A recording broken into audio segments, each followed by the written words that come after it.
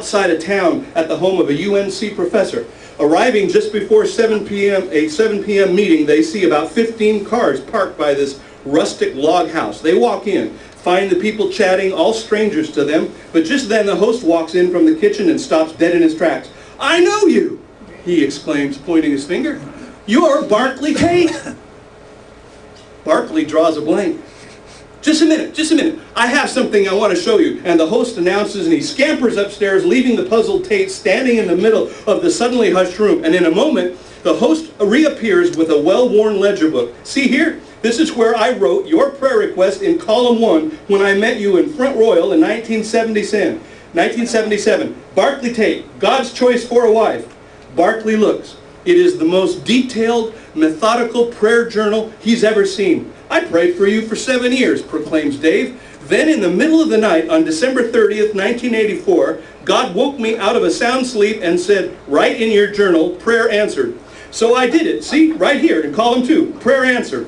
Barclay and Sherry look at each other with their mouths open. They sit down, their eyes filled with tears, and quietly, Barclay tells Dave, "That was the day we were married." Dave had learned how to talk with God faithfully and obediently, and you can too. That's what it's like being part of the kingdom of Mount Zion. All right, let me tell you another story. This is a great one. How about this one right here?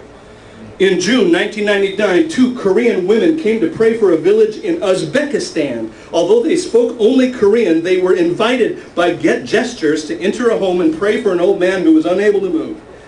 One of the ladies, Kim, said later, "Well, the lame man began to wriggle. And then he stood up as though someone had just cut his chains. He was healed. But as he got to his feet, the Korean suddenly realized that the impressed bystanders had no idea why the man was healed. So in desperation, Kim began explaining the gospel in Korean, hoping they would understand a word or two and maybe catch the drift. But to their amazement, the people listened in rapt attention for the next 20 minutes because they were all hearing her in their own language. More than 40 people became followers of Christ that day. And they all were amazed and marveled, saying one to another, "How hear we every man in our own tongue wherein we were born?" Acts 2, 7, and 8. How about this one? On a Sunday morning in 1996, Thai missionary Lun Pubanak was conducting a quiet service for the few Christians in a Buddhist village in Kalasine province, Thailand. He was interrupted by the arrival of the village leader who challenged him. He said, "Because the monsoon rains have not come, the harvest in our fields is almost ruined. If you will ask your God for rain this month, all 134 families in the village will worship your God and become Christians." Lun warned them, "Don't play with God." But the leader said, "Nope, we're serious. We swear we will follow your God. If not, he can judge us." So the Christians prayed and fasted for 3 days. I mean, imagine the spiritual pressure on this one. On the 4th day, there was a cloudburst so heavy that all the canals and rice fields were flooded, and all 134 families became Christians. Miracles are happening today. And we need to be a part of that. We need to be a part of that spiritual Mount Zion, and so often we're not doing it. And one of the reasons we're not doing it is because we're not witnessing. Because so many of the time, miracles occur when we witness. You can't wait for windows of opportunity. Thanks, Pastor. I know that's true. We look for that, but that's so many times, that is our reason for not witnessing. And I'm trying to apply this in my own life, and I'm telling you how, and I'm making a crazy fool out of myself when I do it, but I'm trying to do something, all right? Listen to this story. Let's listen to another one. These are just so great. I can't even stop. These are just wonderful. How about this one right here? Oh, that's a long one. Oh my gosh. It just talks about a guy that died. He was dead. They took him to a mortuary. They actually started doing the embalming, but his wife read a verse out of Hebrews 11:5 that said, "And women will receive their dead back to life." Remember that? Out of Hebrews 11? We just touched on it a few months ago. The previous chapter. Women will receive their dead back to life. This guy was dead. He had been embalmed. And she took him to a church after all of this, and they prayed for him, and he came back to life. He was groggy at first because he still had that embalming fluid in him. It is documented, folks. All of these miracles are documented, and you need to get this book to read it. That's a longer one. I didn't have time to read the whole thing. How about this one? Just maybe this is a shorter one. What's the name of that book again? It's called Mega Shift. Mega Shift. Where did you get it? You know, remember that lady that gave me all those DVDs that I've been passing out? You know, that woman, and actually it's interesting because when I put it on the screen at first, I had met with 2 clients and I remembered the wrong name and I called her the Laniers. If you remember that, that was wrong. It wasn't the Laniers. It was the Millers. In fact, I called her up because I was teaching on Esau, and I said, you know something, I'm really sorry, but I gave your blessing to the Laniers, and I can't give it to you now. but she gave me those DVDs, she gave me this book. I have been reading stuff, all this stuff that you're going to hear from Ray Comfort in a moment. She has given me stuff. I want to give it all to you. I just don't have enough time to make 500 DVDs to give it all to you, and I'm not sure you're listening to any of them I gave you anyway. So I just want you to take the time and get those things done. It's another reason I'm mad at you. I'm not mad at you. I know you're busy, but you know something? Just someday when you're going to just sit down and watch a 2-hour movie, watch a 2-hour lecture on instead. It'll do your heart really good, all right? Here's a great one. I'm going to end with this one because I got to get moving. Here's the most intricate miracle I've ever heard of, also from this Wolfgang Simpson guy.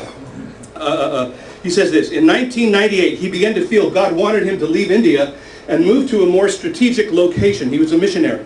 He asked a number of his Christian friends to seek God for guidance on his behalf. It wasn't long in coming, and I'll boil these down. One of them, Bernard Anaka of Ghana, said, you are going to go back to the homeland of your mother. Another said, borders. I see a place surrounded by national borders. Another said, I see a clean, nice river. Your place is near a bend in the river.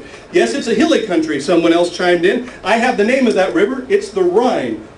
A YWAM staff member added, your home is in the middle unit in a triplex. It's got green doors, green window frame, and there's a chimney on one end. And don't worry about money, another one declared. I know you don't have any, but God's got it covered for you. In all, 10 people responded to Wolfgang's request for help. And on that basis, he and his wife, Mercy, packed up and went to his mother's homeland in Germany. And arriving there, they went to a town near the Rhine and soon found the triplex with the green windows and the doors and the chimney. And in July 2000, I stayed with the Simpsons, and their home is indeed a little finger of German territory that juts into Switzerland near Zurich. There's Swiss borders on 3 sides within 700 meters.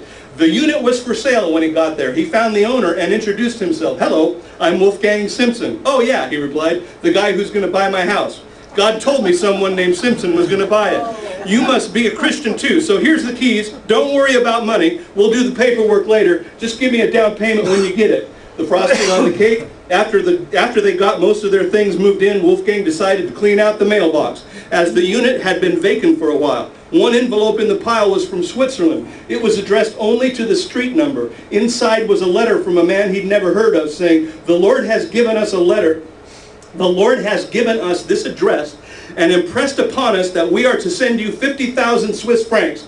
Please send your name and account information so that we can wire you the money. Welcome to Team Christianity. Welcome to the kingdom of Mount Zion. You're a part of it. You can be a part of these miracles if we'll just open ourselves up, stop being cowards about telling people about the Lord, and we're going to get there, folks. In Barnabas Group, we're going to do it. We're going to change. Some of you are going, I'm leaving this class. Don't leave this class. You need this. You need this. Listen to this from Ray Comfort. This is just one of the things I wanted to tell you about. Listen to this. Go. Didn't work. Here we go. Let me pinpoint what I'm trying to say today.